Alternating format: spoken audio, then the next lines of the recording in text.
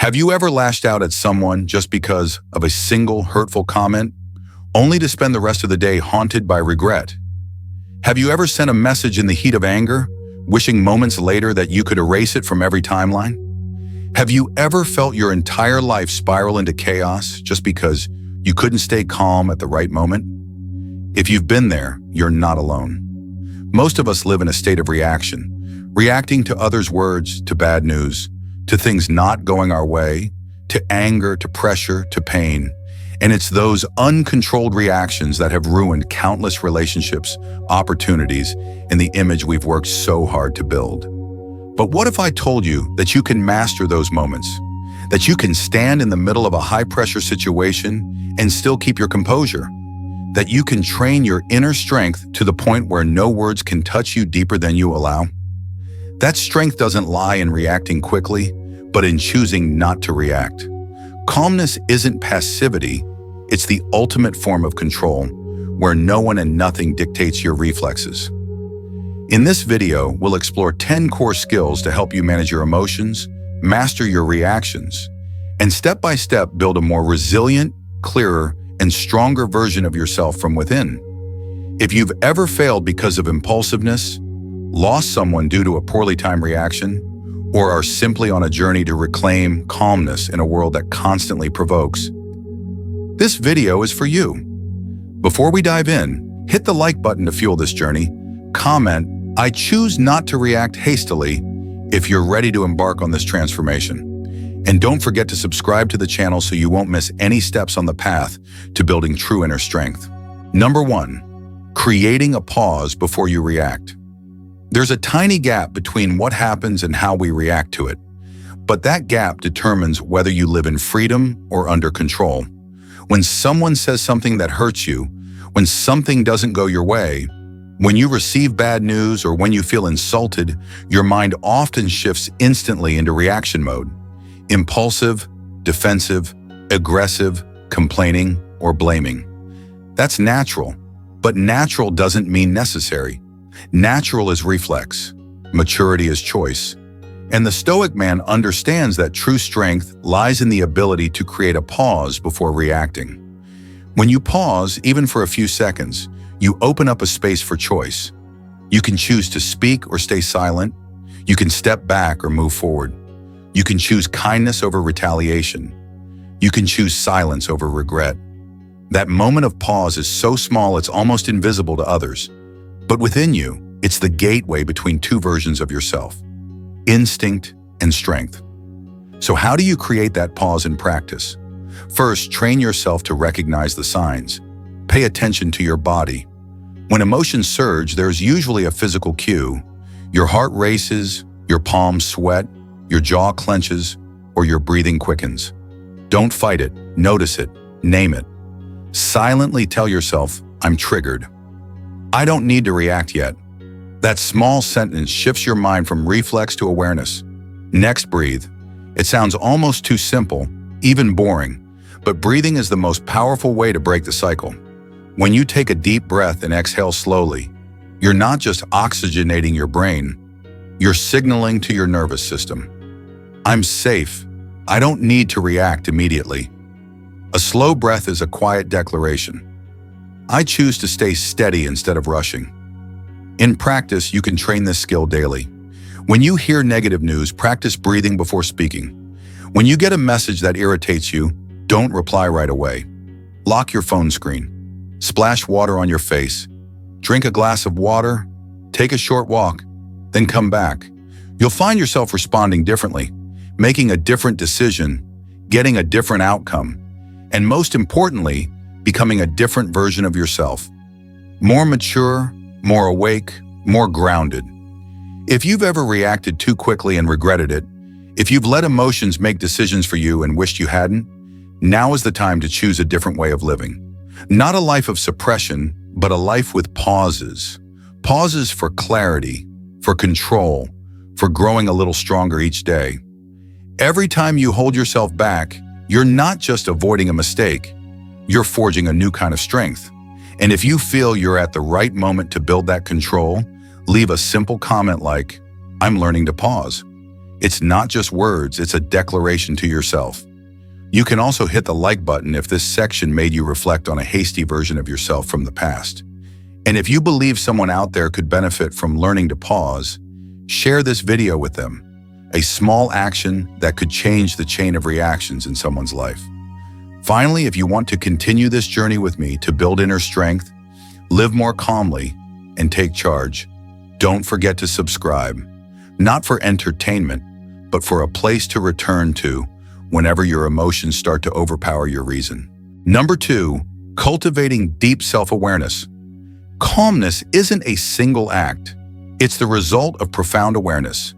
Before you can respond with clarity, choose silence at the right moment, or manage your emotions without being swept away, you must first understand what's happening inside you. And that's impossible without practicing a foundational skill. Deep self-awareness.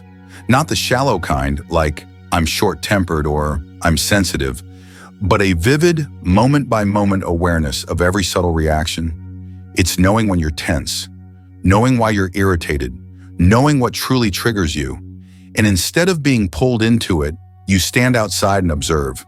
Self-awareness doesn't come from overthinking. It comes from pausing at the right time and asking the right questions. When someone upsets you, don't ask, "How dare they?" Ask, "Why does this affect me?" When you overreact, don't justify it with circumstances. Look at the root emotion. What am I afraid of? What am I trying to prove? What am I missing inside? Each question is a door to deeper understanding. And a man of strength is one who dares to walk through those doors instead of avoiding them. You can't control what you don't see. Emotions are masters at hiding. They lurk in the grimace when you're rejected, in the avoidance when someone touches a sore spot, in the joking remark laced with hurt, in the anger that pretends to be fine while trembling inside. If you don't train yourself to listen closely to yourself, you'll keep reacting from old fears, old wounds, old patterns, without even realizing it. Deep self-awareness lets you catch this early. And once you see it, you gain the power to choose a different response. How do you cultivate self-awareness? There's no shortcut, but there are simple, effective practices if you stay consistent. First, write it down. Journaling isn't about venting. It's about observing. What made me angry today? Was it really them, or was I carrying stress from something else? Did I overreact? What was I trying to protect? When you write as if you're working with your own mind, you'll spot recurring patterns. And seeing those patterns is the first step to change. Second, set reminders to pause during the day. Just 30 seconds, a few times a day to ask, what am I feeling right now? Is something tense? Is there a pattern I'm not noticing? Don't try to fix anything yet. Just observe, be honest, be present. Third, practice mindfulness. Not just meditation for show, but learning to reconnect with your body. Place a hand on your chest, feel your breath, and gently ask, what am I experiencing inside right now? It might feel uncomfortable at first, but over time, you'll develop a priceless skill. Reconnecting with yourself. If what you've just heard inspires you to live a little deeper, slow down a little, and be more honest with yourself, leave a simple comment like, I'm learning to observe myself. It's not a statement for others, it's a commitment to your inner self. If this section hit a blind spot within you, hit the like button to let me know we're on the right path. And if you know someone struggling with their emotions, but never taught how to observe them, share this video with them. One person starting with awareness can change a relationship, even a generation. And if you want to continue this journey with me to master your emotions, not through empty theory, but through deep daily practice, subscribe to the channel. This isn't a place for more information. It's a place to return to yourself, stronger, quieter, and truly more mature from within. Number 3, labeling and accepting emotions. Emotions aren't the enemy, they're messages, but they become problems when we can't name them, recognize them, or allow them to exist properly. When we're angry but say, I'm fine, when we're sad but pretend to be happy, when we're disappointed but brush it off with, maybe I'm just too sensitive. We drain our inner strength by denying the human part of ourselves. To master your emotions, there's no shortcut. You must start by naming them accurately and accepting that they're there. Labeling emotions is one of the simplest yet most powerful psychological tools. When you say, "I'm angry," anger feels like it defines you. But when you say, "I'm feeling angry," you create distance between yourself and the emotion. You've carved out a space where you can observe it without being consumed by it. In that space, choice begins. The emotion is still there, but you're not the emotion. It's part of your experience, not your entire being. Imagine you're in a room and anger walks in. If you can't name it, it takes control. You lash out, hurt others, then blame yourself. But if you pause, take a breath, and quietly say, "I'm feeling angry," it's like flipping on a light. Anger's still there, but you see it clearly, no longer caught off guard. You can choose to let it stay or gently let it go.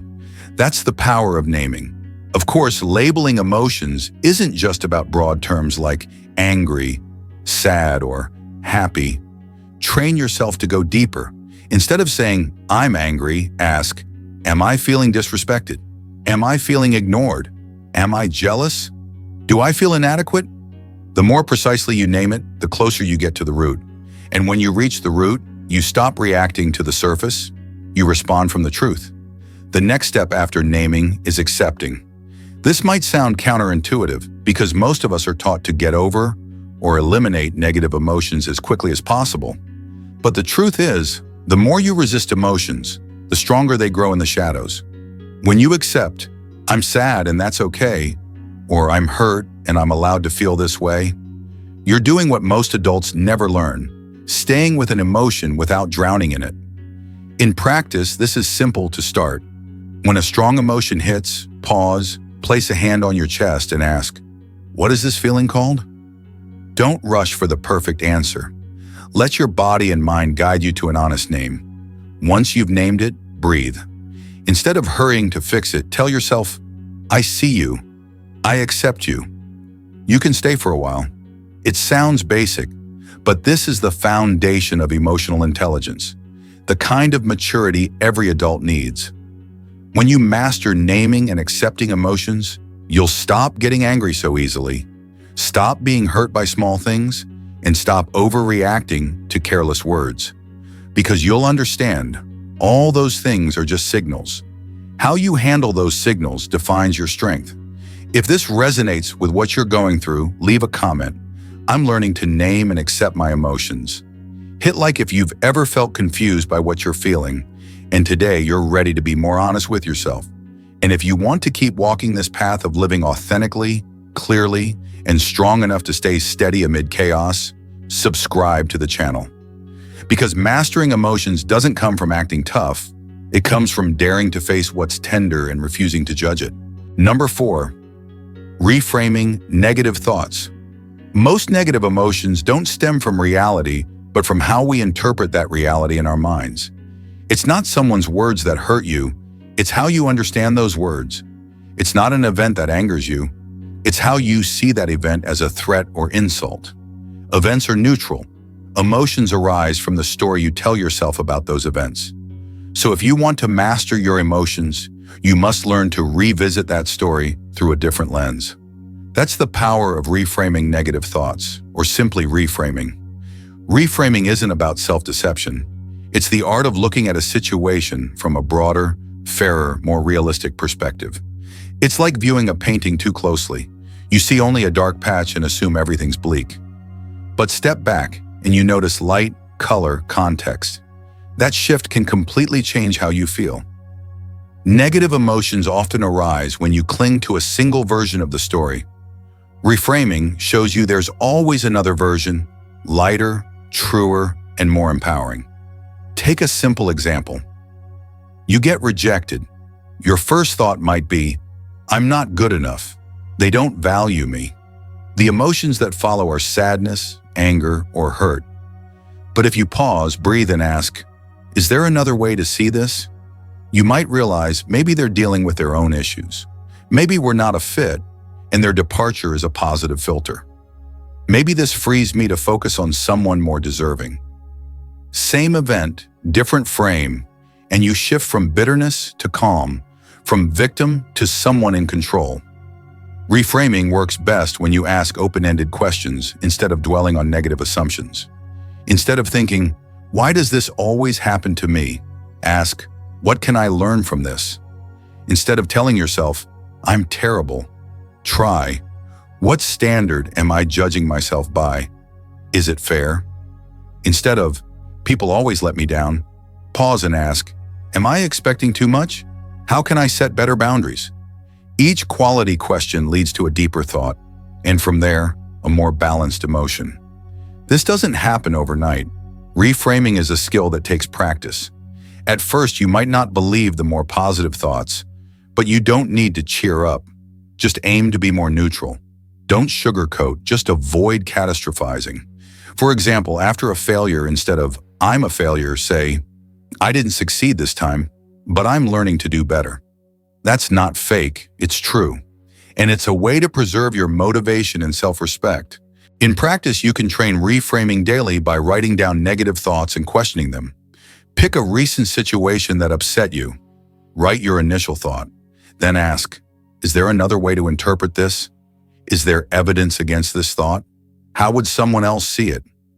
Each time you do this, you're training your brain to avoid defaulting to negativity. You're creating more perspectives, and with that, you stop being led by old emotional patterns.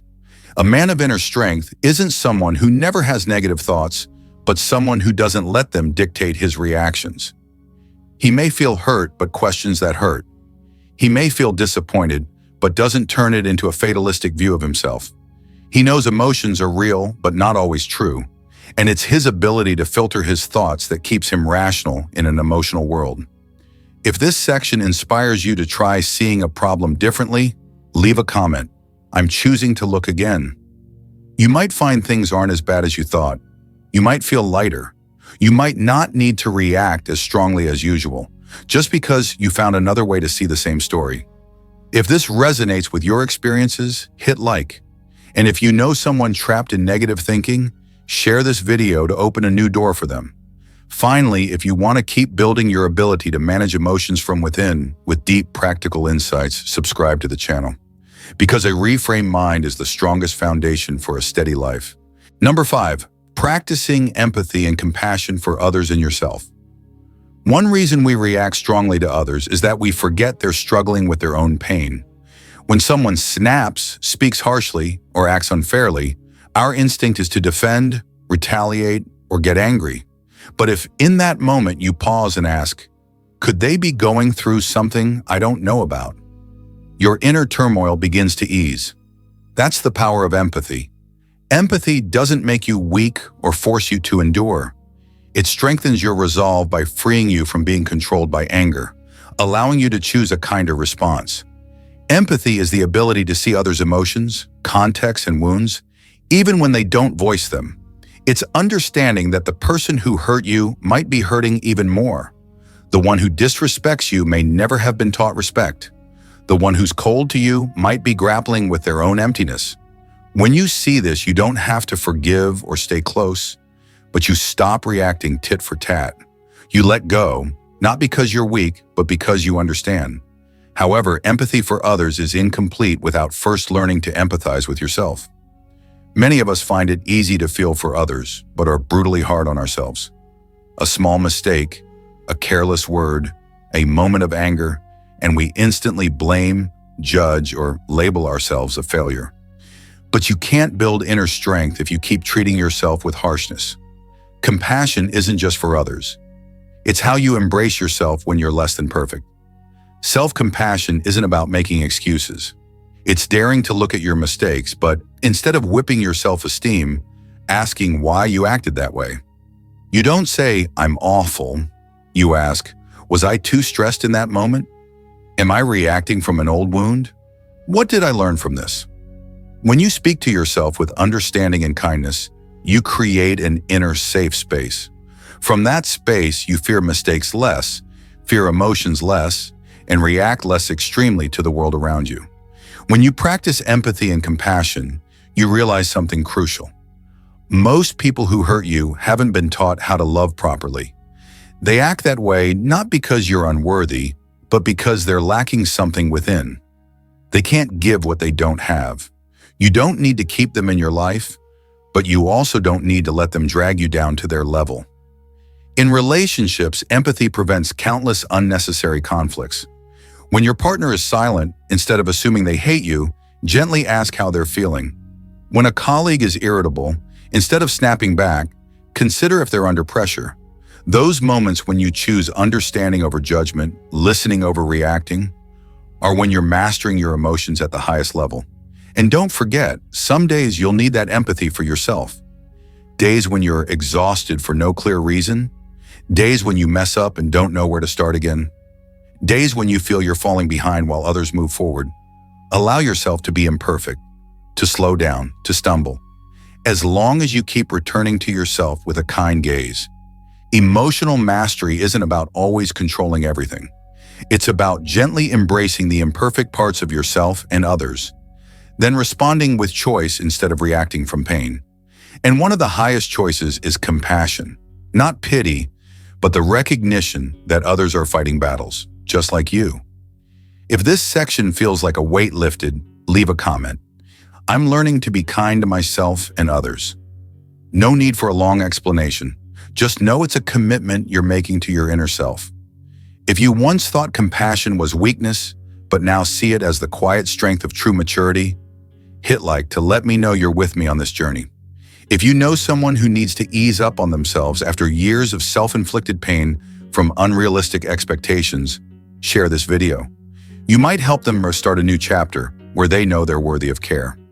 Finally, if you want to keep walking this path of building emotional strength from within, not by toughening up on the outside, subscribe to the channel. We're not here to teach you how to be tough. We're here to practice becoming someone with depth, the kind that keeps you steady in the real chaos of life. Number 6, taking full responsibility for your reactions. One of the biggest transformations in mastering your emotions comes when you stop blaming others for how you feel. When you pause in the midst of anger or frustration and tell yourself, this emotion is mine, and I'm responsible for how I react. You step from the land of the victim into the realm of the empowered. This isn't just talk. It's a profound inner shift, from reacting on instinct to responding with awareness, from being dragged by emotions to choosing your reactions intentionally. We grow up in a world that often teaches us our emotions are the result of others' actions. I'm upset because he said that. I'm hurt because she acted that way. I lost control because my boss was disrespectful. It sounds reasonable. After all, the outside world does affect us. But if you believe your emotions are entirely caused by others, you're also handing over control of your inner life to them. You're saying, I can only be calm if people treat me kindly. And with that, your peace depends on something you can't control. A person of inner strength doesn't deny external influences, but they understand that reactions are a choice. They may feel triggered, hurt, or wounded, but they don't use that as an excuse to treat others poorly. They don't say, I snapped because they made me angry. They say, I snapped because I didn't control myself. And from there, they start changing themselves, instead of trying to change others. When you take responsibility for your reactions, you stop wasting time trying to control others. You don't get stuck fixing them, resenting them, or hoping they'll change. You redirect that energy to yourself. What do I need to stay steady in this moment? What tools am I missing to avoid being ruled by emotions? What can I practice to react differently next time? These questions don't just help you manage emotions. They build a stronger, more mature, more self-controlled version of you. There's a big difference between reflex and response. Reflex happens without thought. You yell, slam a door, walk away, or say something harsh. Response happens when you recognize the urge to do those things, but choose not to. Not out of fear, but because you've seen the consequences too many times. You know that staying calm today builds the life you want tomorrow. That's why those who take responsibility for their reactions always create better outcomes. Not just in work, but in relationships too.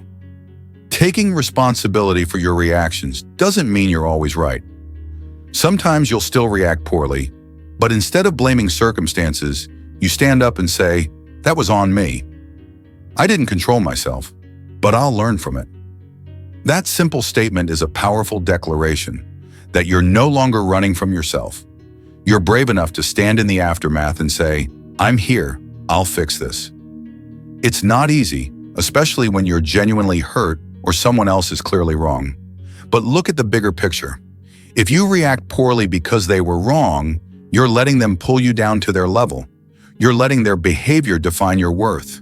Instead, you can choose, I won't let this control me. That's real power, not controlling others, but holding to your own standards, even when others don't hold to theirs. You can practice this daily. When you feel a reaction coming, pause for a second and ask, why am I choosing this reaction?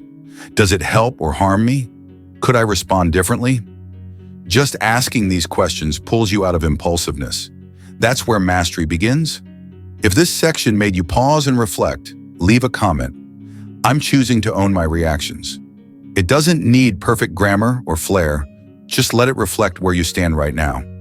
If you've caught yourself blaming too easily and realized it doesn't help you grow, hit like to let me know you're on this journey of change. If you know someone who needs to hear this, share the video, not to show them they're wrong, but to show they can choose again. Finally, if you want to keep learning how to live with emotional responsibility, not by forcing strength, but by understanding yourself more deeply each day, subscribe to the channel. Because self-control doesn't start with controlling the world. It starts with daring to say, I'm responsible for myself. Number 7, releasing the weight of ego, pride, and grudges. Some things you carry in your heart, thinking they make you stronger, are actually dragging you down day by day. That's your ego, your wounded pride, the grudges you hold in silence, the arguments you've forgotten the details of, but still feel the sting of being wronged, the people you swore you'd never forgive. And in that vow, you didn't find relief, only a hardening, a drying up, a drifting away from the calm, deep, and peaceful person you once wanted to be. Ego is present in every intense emotional reaction you've ever had. It pushes you to speak up just to not be disrespected. It stops you from texting first, even when you miss someone, because you can't lose face. It makes you overreact to careless words because I can't let them think less of me. But what you don't see is that every time ego rises, you're not stronger. You're just defending an image you know deep down is false. Pride and grudges are burdens. They don't make you deeper. They just make you quicker to react to anyone who touches an unhealed wound. If you don't learn to let go, you'll live in a constant state of vigilance, defensiveness, suspicion, and control. You'll see others as threats, every word as a potential attack, every conflict as a reason to build higher walls. Releasing ego doesn't mean surrendering. It means you don't need to flex to protect your identity. You're secure enough inside to not shout it outside. You're clear enough about your worth to not always need to be right. And you're free enough within to understand that forgiveness isn't about their worthiness. It's about refusing to carry unnecessary weight. True self-respect doesn't depend on winning against others. It comes from holding your head high even when you walk away silently, forgive first, or send the last message. It's what keeps you from losing yourself just to win a petty fight. Honestly, most arguments you fought to win, do they matter today? Most people you couldn't forgive, do they still impact your life now? If the answer is no, then maybe what you need isn't to hold on, it's to let go. Letting go of ego helps you see who's really standing in front of you.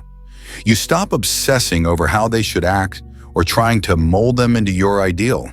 You accept them as they are. And from there, you decide clearly, not driven by pain, whether they belong in your life. Releasing grudges doesn't mean denying pain. You can still remember what happened, learn from it, and be wiser next time. But you stop carrying that negative emotion into every day. You don't let the past bleed into the present. You don't let someone who hurt you years ago control your mood today. Forgiveness, done right, is a decisive act. From this moment, I choose not to react to old wounds. Most importantly, letting go isn't just an action. It's a skill to practice. You won't shed ego after reading one book. You won't forgive after a single meditation. But you can start small. with the first time you choose silence over arguing to win, with the moment you apologize, even if you weren't entirely wrong, with the choice to stop retelling someone's wrongs with bitterness. Each time you get a little lighter. Each time you reclaim a bit more of your emotional freedom. If this section made you pause and think about something you haven't let go, leave a comment. I'm choosing to be lighter. It might be a sentence you've never dared say, but one you need to hear most right now. If you've ever reacted just to protect a weary ego, lost a relationship because you couldn't say sorry, or lived with hidden anger, hit like. If you know someone carrying too heavy a load, share this video. It might be the nudge they need to start letting go. Finally, if you want to keep learning to live stronger by living lighter, not gripping, not holding, subscribe to the channel. Because sometimes strength isn't shown in what you hold tight, but in what you dare to release and walk away from. Number 8, setting healthy boundaries and communicating clearly. Not everyone who reacts strongly is weak.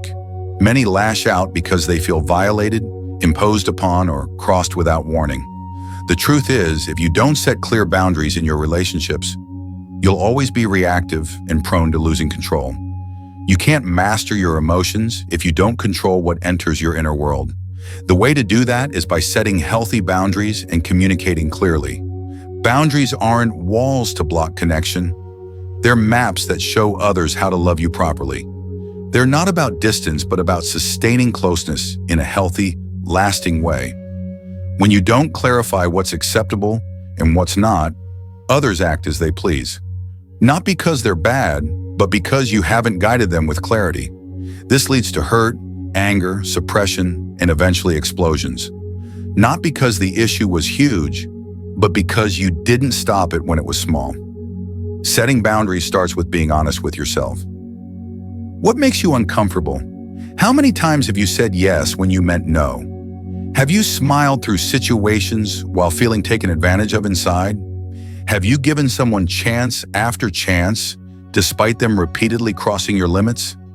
Each time, you're not just letting others violate your boundaries, you're eroding your own self-respect. A healthy boundary doesn't require yelling or threats. It needs clarity, firmness, and consistency. You can say calmly but confidently, I understand you need this, but I can't help right now. I'm not comfortable with how you're speaking to me. I need some space to think, and you don't need to apologize for it. Protecting your peace also protects the quality of the relationship, if it's truly worth keeping. Clear communication is essential to setting boundaries.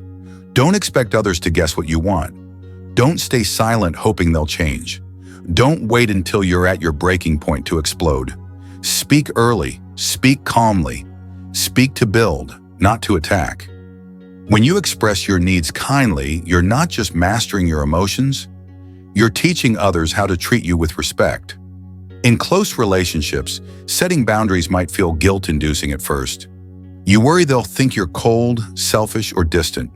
But if the relationship is healthy, they'll understand. If not, saying no is the fastest way to see if they're there for you or just for what you provide. Boundaries don't destroy real connection. They clarify what's mature attachment and what's blind dependence. You also need boundaries with yourself. That's stopping to rest instead of checking your phone after 10 p.m. It's keeping work from invading your sacred personal time. It's refusing to entertain the negative voice in your head. How you treat yourself sets the standard for how others treat you. When you're new to setting boundaries, saying no feels uneasy. But remember, every no to something wrong is a yes to self-respect. You don't need to over-explain. A kind refusal is enough. Not everyone will be happy, but those who truly respect you will understand. And the truth is, the clearer you communicate, the fewer unnecessary emotional conflicts you'll face. If this section made you realize you need to redraw some faded boundaries, leave a comment. I'm learning to say what I need. It's not just a reminder of what you're practicing, it's a message to your own self-respect. If you've ever damaged a relationship by not speaking your truth, been taken for granted for being too accommodating, or exploded because you felt overwhelmed, hit like. If you know someone who's always saying yes while their heart screams no, share this video. A single timely word might help them hold on to themselves. Finally, if you want to keep walking the path to a life with healthy boundaries, clear words and emotions guided by wisdom, subscribe to the channel. Emotional freedom doesn't come from living undisturbed. It comes from being clear enough to keep others from crossing the lines you've drawn. Number 9, embracing imperfection and practicing self-compassion. You can't master your emotions if you hate yourself every time you make a mistake. You can't stay calm if you're constantly afraid of needing to be perfect to be accepted. And you can't control your reactions if you keep forcing yourself to appear strong while you're quietly breaking inside. On the journey of personal growth, one thing many overlook is self-compassion. The truth is, you can't become calm if you can't accept the imperfect parts of yourself. No one is steady because they're always right. They're steady because they don't collapse when they're wrong. Embracing imperfection doesn't mean giving up or stopping effort. It means letting go of unrealistic expectations for yourself. You stop saying, I must always control my emotions, always act right, always be positive, and instead say, I'm learning to manage better. I'll still mess up sometimes, and that doesn't make me less worthy. That shift, though gentle, is the foundation for lasting inner peace. When you stop punishing yourself for mistakes, you also stop punishing others when they falter. It's hard to show compassion to others if you don't know how to offer it to yourself. If you can't forgive your own small errors, you'll be harsh and impatient with similar flaws in others. That's why many react so strongly, not because someone's actions were so grave, but because they're punishing their own weaknesses through the lens of another. When you don't love your imperfect self, you resent seeing imperfection anywhere. Think back to the last time you were angry with yourself. What did you say? Why am I so stupid? Screwed up again, huh? I'll never get better. Now imagine saying those words to a hurting friend. How would they feel? They'd pull away, shrink, lose motivation. That's exactly what you do to yourself when you lack self-compassion. You don't need to coddle every mistake, but you must learn to speak to yourself with kindness, so you have the strength to get up, fix things, and keep going. Practicing self-compassion starts with a small shift. Instead of asking, why am I so bad at this? Ask, what do I need right now? That question isn't attacking, it's caring. It opens space to see yourself as a companion, not a target for criticism. When you treat yourself with understanding, you build a mental safe zone where you can fail without crumbling, feel disappointed without quitting, or hurt without losing your sense of worth. Embracing imperfection also means you stop measuring progress by a perfect image. You don't need to be like someone else to be mature. You don't need to move faster, control better, or be more positive than others. Everyone has their own pace. True strength comes from honest steps, not flashy leaps to impress. When you allow yourself to move slowly but steadily, you truly feel the journey. A person who masters their emotions isn't afraid of messing up, because they know mistakes are part of growth. They don't spiral into shame or worthlessness over an unexpected reaction. They pause, reflect, learn, and move on. They don't hide flaws or force themselves to seem fine. They know stability isn't about never wavering. It's about always finding balance again, no matter how many times they stray. If this section touches a place you've avoided facing, leave a comment. I'm allowing myself to be imperfect. Saying it might feel strange at first, but over time, it'll lighten you more than any external praise. If you've ever felt inferior for not meeting society's expectations or hurt yourself with harsh inner words, hit like as a sign you're choosing a new way to talk to yourself. If you know someone who needs a reminder that they don't have to be perfect to be worthy, share this video. Sometimes a simple, I get it, it's okay, can save someone from a dark day. Finally, if you want to keep building strength, not by toughening up, but by being kinder to yourself each day, subscribe to the channel. Because emotional mastery doesn't start with iron discipline. It starts with a heart gentle enough to let you fail and strong enough to keep you from failing forever. Number 10, developing a growth mindset and emotional balance. You can't control your emotions by forcing yourself to feel nothing, nor can you build inner strength by trying to always be calm, always right, or always in perfect control. Every transformation begins with how you view yourself in the process. One of the key factors in truly maturing emotionally is developing a growth mindset alongside inner emotional balance. A growth mindset is the foundation for lasting change. It's the belief that emotional control, calmness, and resilience are skills you can develop. No one is born calm. No one starts life mastering themselves. But those with strength are the ones who persistently practice bit by bit. If you see every emotional outburst, every wrong reaction, every moment of weakness as part of the training process, you'll stop fearing mistakes, stop feeling ashamed for not being steady enough, and stop judging yourself when you lose control. People with a growth mindset don't ask, "Why am I always like this?" They ask, "What can I do differently next time?" They don't think, "I'll never get this right." They tell themselves, "I'm learning to do better." They don't say, "I'm a hothead," but instead, "I'm working on responding better each day." It seems small, but how you talk to yourself determines whether you move forward or stay stuck. Emotional balance doesn't come from constant optimism, but from staying clear-headed even when you're sad, angry, or disappointed. It's the ability to stand in chaos without being swept away. It's knowing an emotion is rising, but still observing it, breathing through it, and choosing a deliberate response. Balance isn't a static state. It's the ability to recover quickly after being shaken. You won't find that balance if you think you must always be strong. True maturity comes from allowing yourself to go through unsteady moments without spiraling into denial or chaos. You feel anxious, but you don't let anxiety paralyze you. You feel sad, but you don't wallow in it. You feel angry, but you don't let anger drive your actions. That's the mark of someone building a solid emotional foundation. A growth mindset and emotional balance go hand in hand. One keeps you moving forward. The other keeps you from rushing or burning out along the way.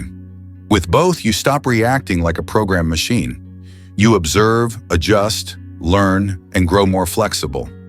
Mistakes stop feeling like proof you're not good enough. Instead, they become data. And with each piece of data you handle well, you grow a little more. Someone with a growth mindset sees people who challenge their emotions as exercises, not enemies. They don't avoid difficult, negative, or volatile people. They see them as chances to build strength. Of course, they still set boundaries, but they don't fear discomfort. They know every time they stay calm in a tough situation, their emotional muscle grows stronger. Just like physical fitness, emotions need resistance to grow. No one gets strong from ease. You can start practicing a growth mindset daily by writing down 3 things. One thing you didn't handle well, one lesson you learned from it, and one thing you'll do differently next time. Just 3 lines a day, but if you stick with it for a month, you'll notice your mind shifting. From criticism to observation, from self-blame to improvement, from frustration to action. To maintain emotional balance, practice 3 things. First, ask, "What am I feeling?" when things get turbulent. Second, take a deep, slow breath before reacting. Third, ask, "Does this reaction serve my long-term goals?" The more you do these regularly, the less you'll be pulled by impulsive emotions. If this section makes you feel you can start anew with a fresh perspective, leave a comment. "I'm learning, not failing." That sentence could change how you see yourself after every misstep. If a single bad reaction has ever dragged you down for days, or if you've thought you're incapable of change but now see it starts with how you view yourself, hit like to mark this shift. If you know someone who needs a reminder that they're not a victim of their emotions but can learn to master them, share this video. Finally, if you want to keep growing through deep observation, the right mindset, and practical training, subscribe to the channel. Emotional mastery isn't a destination. It's an evolution. You deserve to walk that path without straining, without judgment, with just one steady belief. Every day, you can get a little better. Mastering your emotions isn't something you learn in a day, nor is it a skill you can simply understand and execute. It's a journey. Sometimes slow, sometimes tiring, but always worth it. Because when you learn to pause, to observe, to choose response over reflex, you're not just mastering a situation, you're mastering your own life. You can't avoid everything that makes you angry, disappointed, hurt, or exhausted, but you can train your mind to be steady enough not to be swept away. A heart wide enough to understand others without losing yourself. An inner strength deep enough to stay calm amid chaos. If you've made it this far with me, I believe you don't just want to listen, you want to practice.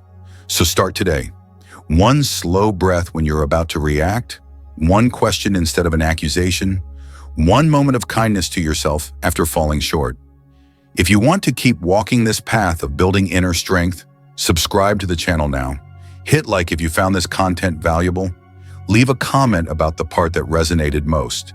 And don't forget to share this video with someone who needs a pause, a new perspective, or a chance to choose themselves again.